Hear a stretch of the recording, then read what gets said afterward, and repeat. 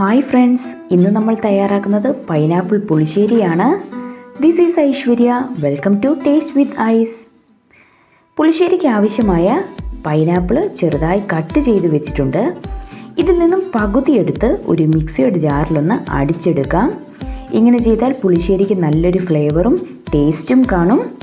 ഇനി ഇതിനാവശ്യമായ അരപ്പ് തയ്യാറാക്കാം. അതിനായി 1 കപ്പ് തേങ്ങ ചിരകിയത്, 1 പച്ചമുളക്, 1/2 ടീസ്പൂൺ ജീരകം, ആവശ്യത്തിന് വെള്ളവും ചേർത്ത് നന്നായിട്ടൊന്ന് അരച്ചെടുക്കാം.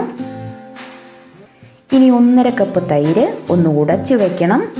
ഇത്രയും റെഡിയായി കഴിഞ്ഞാൽ ഒരു പാൻ വെച്ച് അതിലായി അരിഞ്ഞു വെച്ചിരിക്കുന്ന പൈനാപ്പിളും, 1/2 കപ്പ് വെള്ളം, 1/4 ടീസ്പൂൺ മഞ്ഞൾപ്പൊടി, 1/2 ടീസ്പൂൺ മുളക് പൊടി, ആവശ്യത്തിന് ഉപ്പ് ഇത്രയും ചേർത്ത് നന്നായി ഇളക്കി യോജിപ്പിച്ചെടുക്കാം. വെള്ളമെല്ലാം വറ്റി വരുന്നതുവരെ അടച്ചു വെച്ച് വേവിച്ചെടുക്കണം. ഇപ്പോൾ വെള്ളമെല്ലാം വറ്റി വന്നിട്ടുണ്ട്. ഇതിലേക്ക് മിക്സിയിൽ അടിച്ചു വെച്ചിരിക്കുന്ന പൈനാപ്പിൾ ചേർത്ത് കൊടുക്കാം. കൂടെ തന്നെ തേങ്ങയുടെ അരപ്പ് കൂടി ചേർക്കാം. ഇനി ഇതെല്ലാം കൂടി ഇളക്കി യോജിപ്പിച്ച് ഒന്ന് കുറുക്കിയെടുക്കാം. കുറുക്കി വന്നു കഴിയുമ്പോൾ അടിച്ചു വെച്ചിരിക്കുന്ന തൈര് കൂടി ചേർക്കാം. ഇനി ഇതെല്ലാം കൂടി ഇളക്കി കൊടുക്കാം. ഈ സമയം ഉപ്പും മധുരവും നോക്കണം.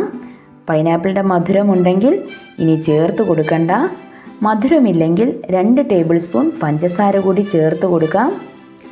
പുളിശ്ശേരിക്ക് തൈര് ചേർത്ത് കഴിഞ്ഞാൽ തിളയ്ക്കരുത്, ഒന്ന് ചൂടായാൽ മതി.